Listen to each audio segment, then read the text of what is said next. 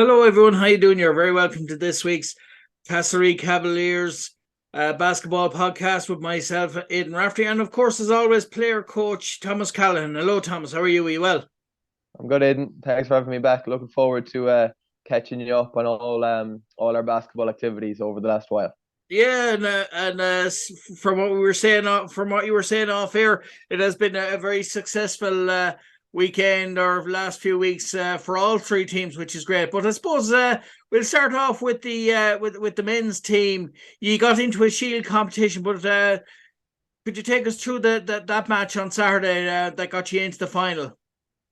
Yeah, so we finished fifth in the league just by one game. So we left ourselves with too much to do, I think, through the league season, and despite turning it around and pulling it back, we just missed out by that one game, that one win. Um, I think Donegal finished fourth with 9 wins, and we had eight. So we just missed out. But we said, we deserve the way we turned around. We kind of felt we deserved a bit of silverware, and that was our approach to the weekend. The top four weekend was held in Mohill, and first and foremost, I'd like to just shout out and thank everybody down in Mohill. They hosted last year as well and this year, and they always do a great job. Um, the gym up there is they got it done up there. I think it was before last year's top four anyway, and they're always well organized.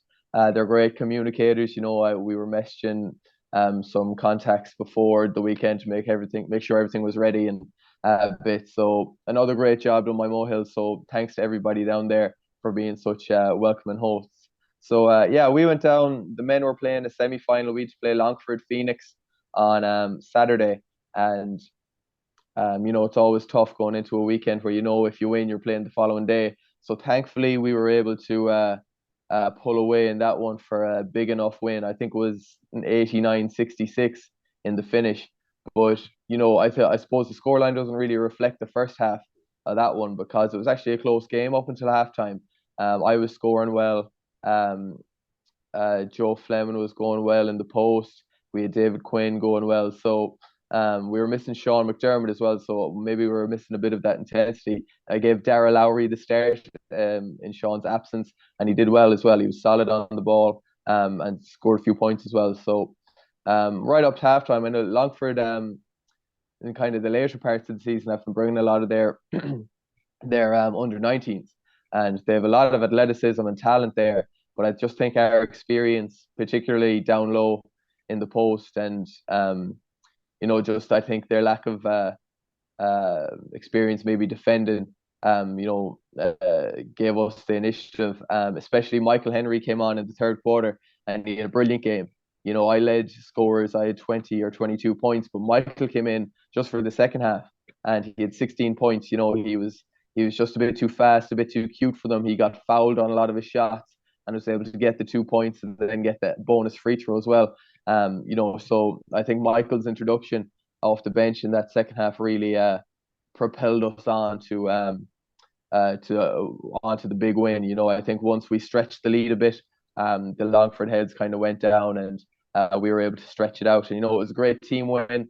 Frank Hester was back available. He came in for good minutes. He got a few baskets. Michael Callaghan was there as well, got good minutes, got a few baskets as well. I think he hit a corner three at one stage, but the ref gave him a 2-pointer, so his foot must have been on the line, but Michael still insists it was a three. So, and Toddy Korsoulis got in for minutes as well. And I think it was a good team win, and it was good to just bring that spirit into the final on the Sunday, the Shield final, to get through. And it was also good to be able to, we were fortunate enough to get the lead. We were able to rest a few guys because I know, well, me and David Quinn had to play a football match then that afternoon, so we were busy. So thankfully, we were able to get a bit of rest and just be prepared for the final then on the Sunday. That's it, and I suppose you just listed there some of the great positives, which was great. And I mean, when you consider, like, obviously you were saying you had another match, a match after that or whatever, and not much of a turnaround. I mean, you're playing Saturday and Sunday. Then if you have other things on as well, I mean that can take a lot out of you. Especially ahead of a final when you prepare for a final. you want to prepare right, but because of the turnaround, you don't probably get to do put in the preparation that you'd like to do. But because I mean, do you play the same team that won the game on Saturday going into Sunday? Do you rest certain players? What players do you rest, and what players do you bring in? There's a lot of decisions to be made, and then ahead of a final like that, because you want to win it. So could you take us through all that? Yeah, and I know Sean McDermott wasn't available for the semi-final, and then he was playing with Western Gales as well on that Saturday evening. So, I think me and David Quinn played the full 60 minutes of our football matches. So the legs were a bit depleted going into Sunday. But I think we're lucky enough, to have players that can come in and take minutes that we can trust. Particularly in that semi-final, obviously Danny Darcy, our captain, he's kind of come off the bench a bit more this year, but he's just so solid, especially in like a top four weekend where it's, he a bit of experience. He's just solid. He won't let the occasion get to him. He'll still make good decisions. And down in Mohill as well, where the atmosphere does be pretty loud. It's good to have boys who can come on and be solid in the face of that, and just the rotation is always healthy with us. Going into the final, then we were actually missing David Quinn as it turned out, which was a big hit for us because we were playing Mohill in the final, the home team, their home venue. So and we knew they were going to be physical. They're always just hardy men, and they have three very talented players, and then just added squad, who are well able just to rebound, compete, and they can finish their layups. So they've good support players there that make it really difficult. Just physically, they compete for every loose ball, and you've played a game when you play Mohill. So to be missing David Quinn, who's probably been our kind of physical leader, he's a machine under the boards, and he's so big, strong, and competitive that it was always going to be a big hit for us to be missing David.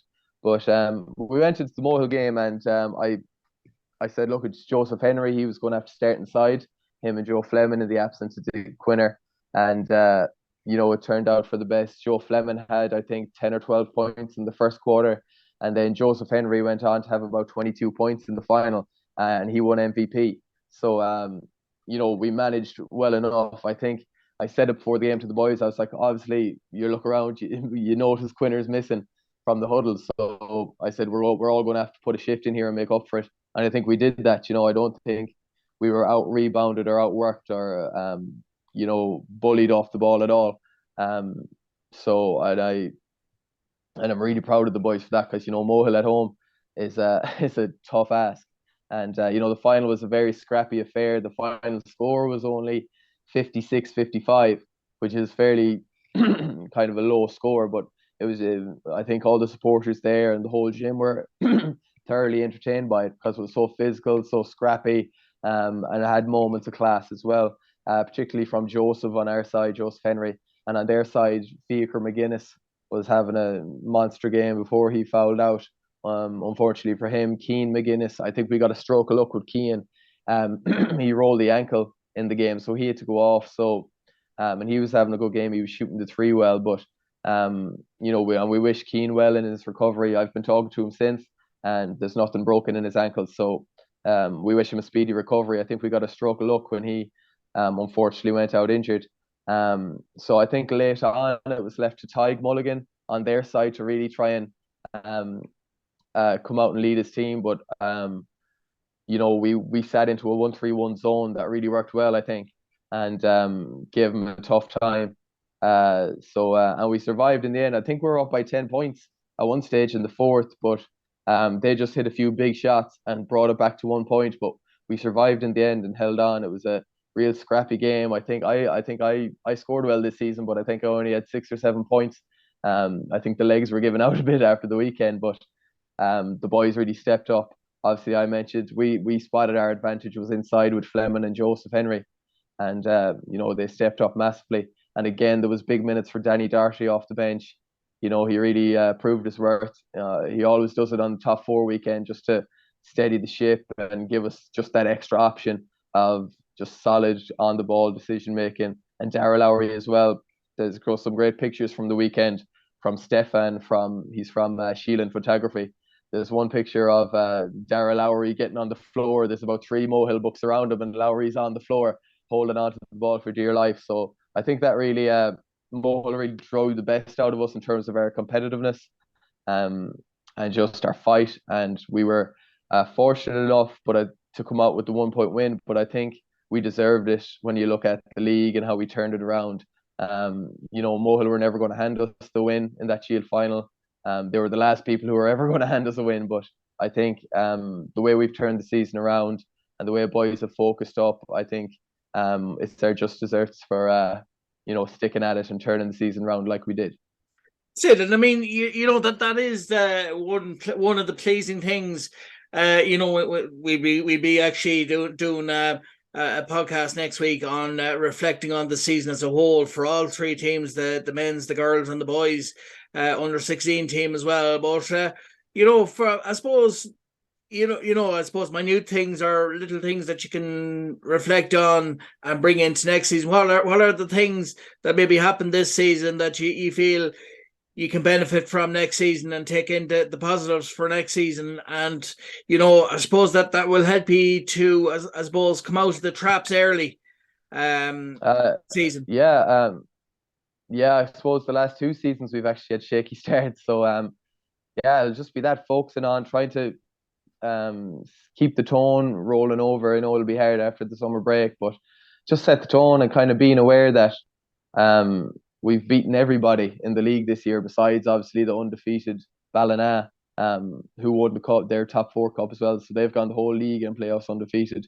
But we've beaten everybody else at least once. So just knowing that when we are on our game, and if we can, get our defense sorted out early, and meet our standards that we know we can have on defense and just the work rate, and we can meet those standards and play to that level early on in the season, hopefully we can get a few more wins in that first half of the season than we have the last 2, and it'll hopefully put us in a stronger position to secure a top 4 spot or even compete for the league.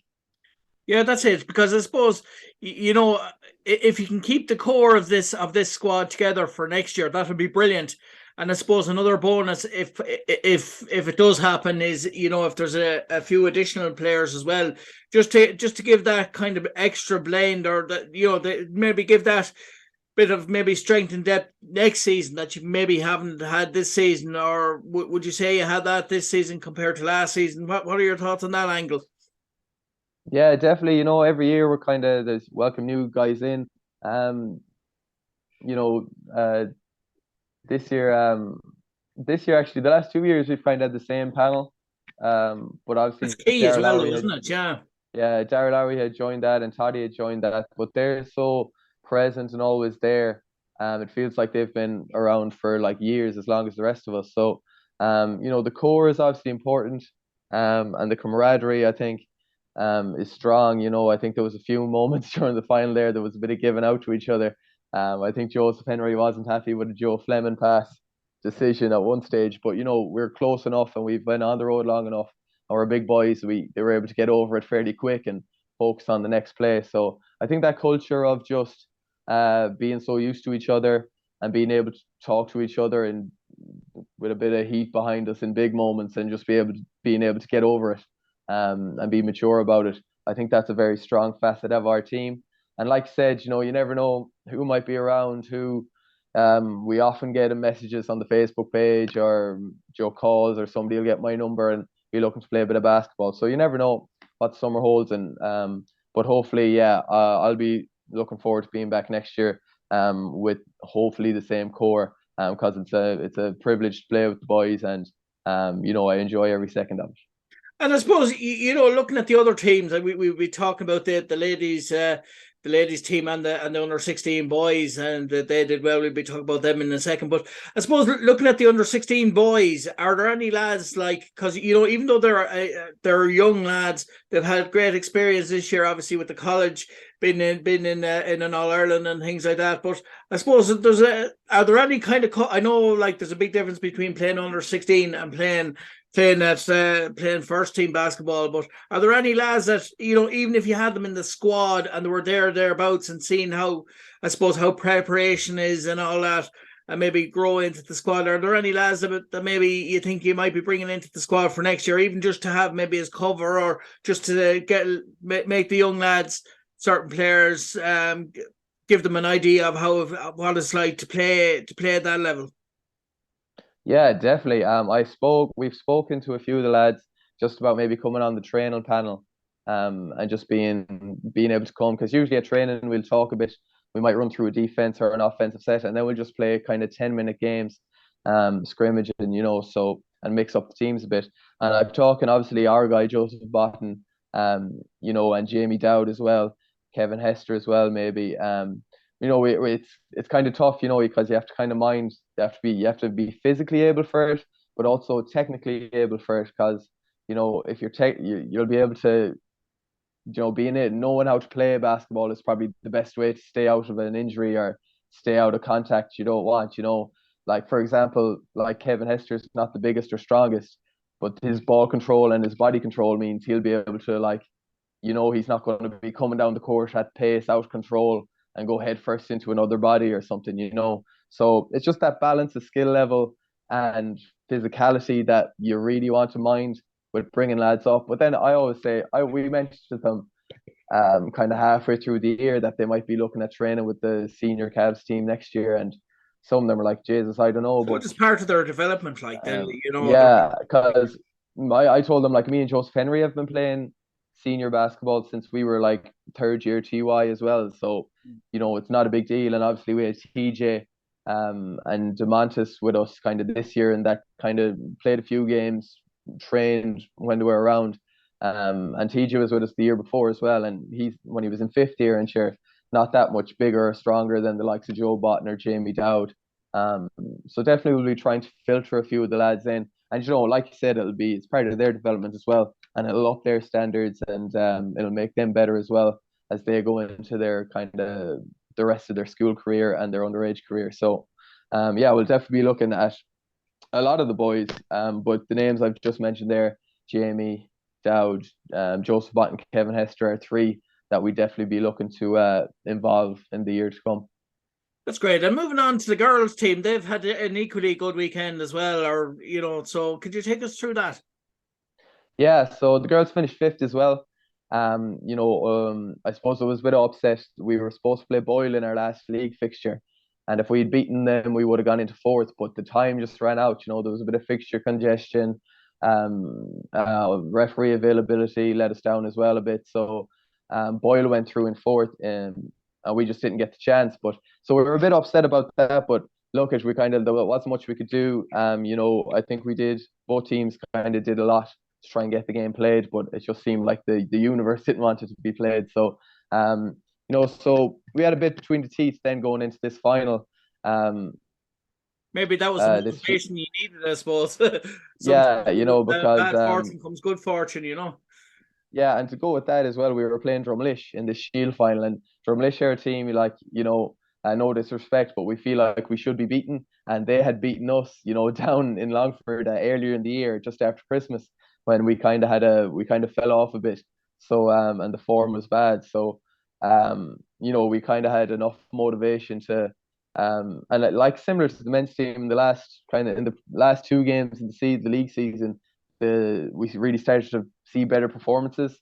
There's a core there, the women's team as well, that really stuck around. We had a lot of people coming and going uh, through the season in terms of other commitments or injuries, just being busy, etc. But there's a core there that stuck at it, and got rewarded with a kind of moral victory against Mohill, and then we beat Longford, and now in this final against Drumlish, we were rewarded.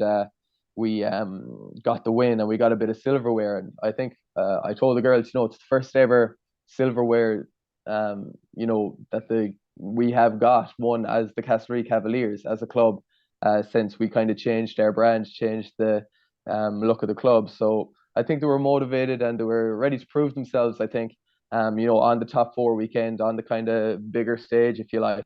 Um, on the day, Sarah Tyrrell was our MVP. Sarah's been a massive addition to our team.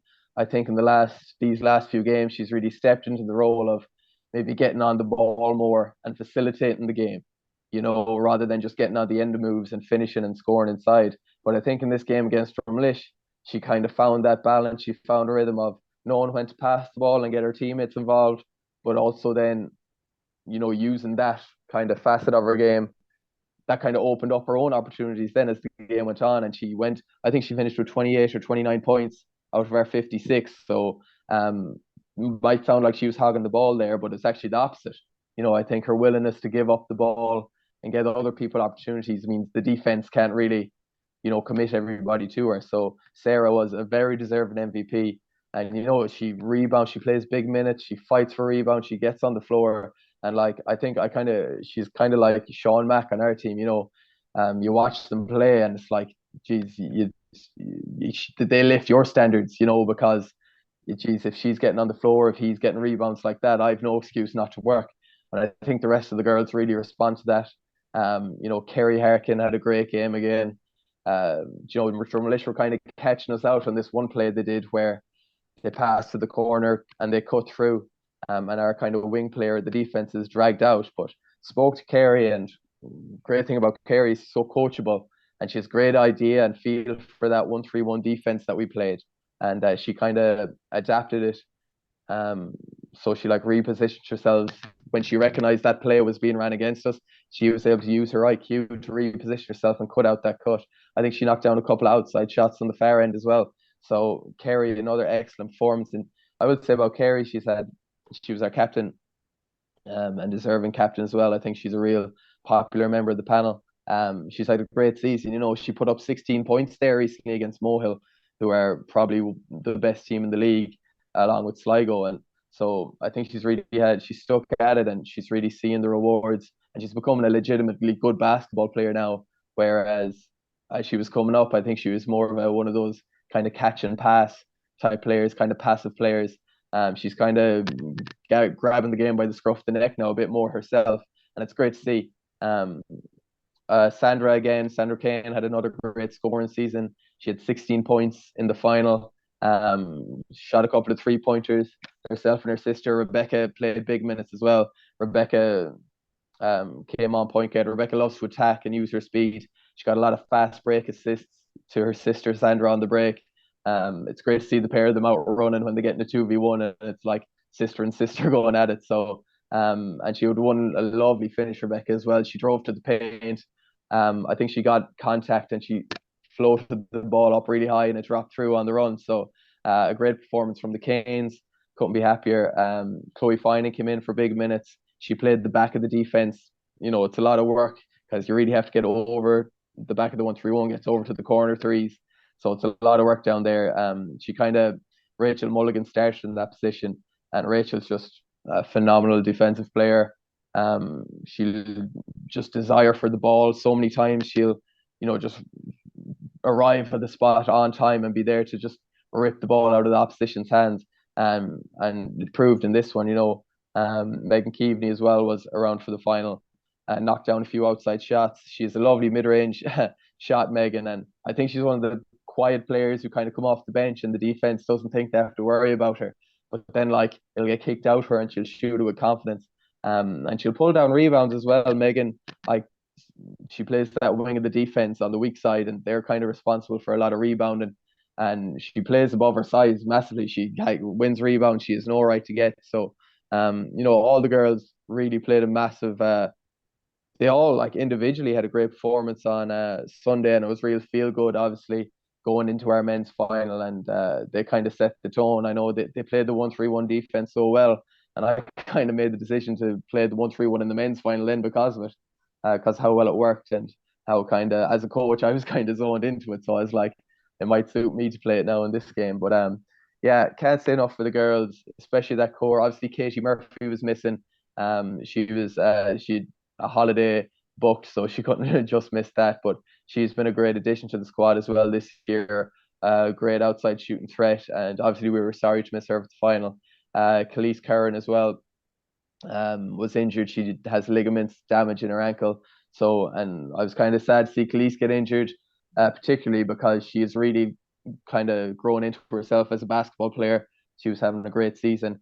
Danica and Eva Lavin as well were, I think they had football on, they weren't around, but worth to mention, they were great additions to the squad this year. And Sasha Lavin was away with the Roscommon ladies on Sunday, so missed the final. But, that core that were there, and that core that have really, ensured our presence, and made sure we were able to fulfill fixtures and win our games, and win this final is, it was great to win it with them. And I'm just really proud of them. And I can't say enough how grateful I am and how much I love being their coach. So, yeah, it was a great performance. And I would say for Drumlish, I think our legs kind of carried us as the game went on. We got a lot of fast breaks. I think we're a younger side.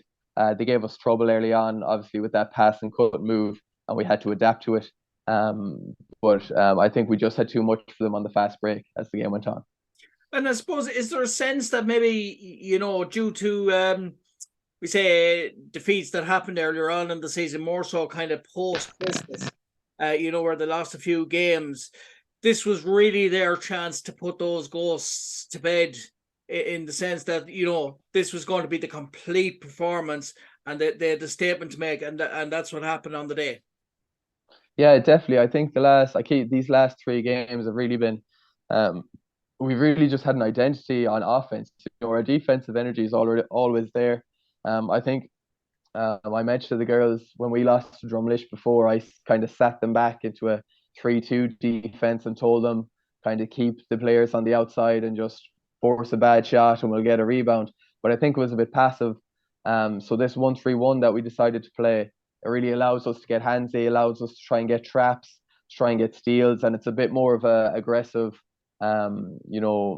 positive defense, if you like, because you're trying to force the turnover and get out in the fast break rather than just letting them shoot and hoping they miss. And it really stood to us. And then on offense, like I said, these last three games, there's been an identity growing, especially with Sarah Tyrrell, coming to the high post or maybe even higher to get on the ball. And Sarah's just very experienced. She's obviously a great scorer, but I think the way she brings everybody into the game is really something that, like Sarah will always score her points, but I think her willingness to adapt and play and facilitate and be patient on the ball has really kind of changed our look on offense at the end of this season. And it really showed because I told them before the game we weren't going out to run we didn't call any plays. We have a few plays we've worked on, offensive kind of choreographed sets. And I said, look, I reckon just Sandra or Rebecca bring it down, pop it into Sarah in the high post, and we'll just move around from there and get open. And it worked. We got it when we didn't get Sarah to the basket. Somebody got an open shot on the outside, and Megan, Sandra, Kerry were able to hit a lot of those outside shots. And obviously, then when Rebecca got in, it kind of gave that other dynamic of somebody that was able to really penetrate the paint from outside and either get fouled or get an assist or get to the basket. So just that identity and just kind of feel for each other on offense is something that has really grown with the girls in this late part of the season. And like you said, I think it really came to fruition there on Sunday. It was a timely kind of performance. It was probably the best we've played, and it was good to get a win that we feel like we deserved, and we feel like we kind of fulfilled our potential a little bit in that one. So we're very happy with the performance, and obviously very happy to get the silverware at the end. That's it. And finally, just very quickly now, we'll turn to the lads because they're in with a chance of winning something as well, or they have won something. Yeah, so the under 16 boys, Mohill conceded the last fixture to them. I think I think CASTLEREA were a lot stronger anyway. So no disrespect, obviously. So they conceded the last fixture, and that meant we won the league. Obviously, those two home games a few weeks ago, we played Carrick and we played Longford. Those two were themselves. Those three teams were kind of the main contenders for the league. We bet those two, and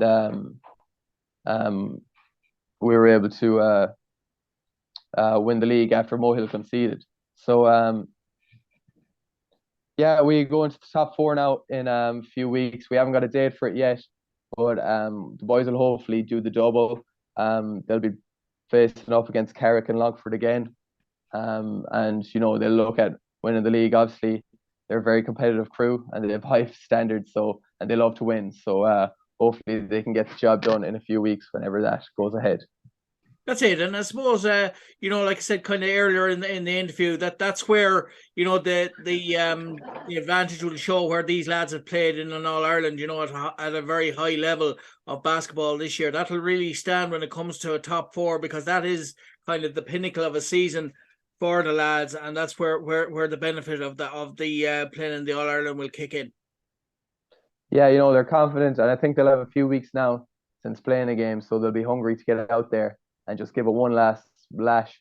They're in a Connacht Community Games final as well at some stage in the next few weeks, but it's been a while since they've played a competitive game, so they'll be hungry to get out and get back, because they love to play, they love to win and compete. So yeah, they're hungry for it. I know they're training on Friday for the first time in the last few weeks, and they've been on to me about that and try and get me to tag out for it and play scrimmage with them. So we'll see how that goes. And yeah, I'm looking forward to the top four with them. They're always an enjoyable bunch to travel with and to compete with. So yeah, I can't wait for that. And hopefully they'll have more silverware for the club. That's it. I mean, all three. If that's the case, all three teams will end with silverware, and isn't that great? Like, this season compared to the last couple of seasons, all three teams will have won something, which is great, and it just goes. I suppose it'll encourage, and it might be the thing that would attract other players. So, listen, I suppose you'd like to give a quick thank you to your sponsors. Yeah, of course. Wispy's Discount Store down on Patrick Street. Thanks a million for your support this year. Bastion Kitchen got us tops for our women's team. Mike Callaghan Construction got tops for our men's team. So thanks to those guys as well. We were kitted out nicely in them at the weekend at the top four. Harmac Medical gave us a few pounds, so thank you to them for their ongoing support. They look after us every year. Cahill Super Value, obviously our men's kit sponsors, always great supporters of the club. Harmac also got our women's kits as well, so I mentioned that. Yeah, and McGorty's bar, obviously massive support to the club. Really thankful for their support, and really thankful they hosted us for a while in there on Sunday night after the wins. Particularly Sean, the barman, for looking after us. So thanks a million to all of McGorty's and all our sponsors for their ongoing support. And hopefully we can have you back in next season as well. And of course, I believe Bastion Kitchens as well. We have to give them a mention. They won an award as well, so we'd like to say well done to them as well. So you have award-winning support there. Yeah. There seems to be no end to the wins lately this spring, with all involved with excuses Castlereagh next year basketball. now, Thomas. Yeah. Congrats to Josie and all at Bastion for their win, and long may the success continue. No problem. Listen, thanks very much for taking the time out to do Cavalier Kings with us now, and we look forward to doing it all again next week, where we'll be looking back at the season. Okay. Lovely, Aidan. Thank you. Thanks for having me. No problem. Thanks very much. And that was Thomas Callaghan from CASTLEREA Cavaliers.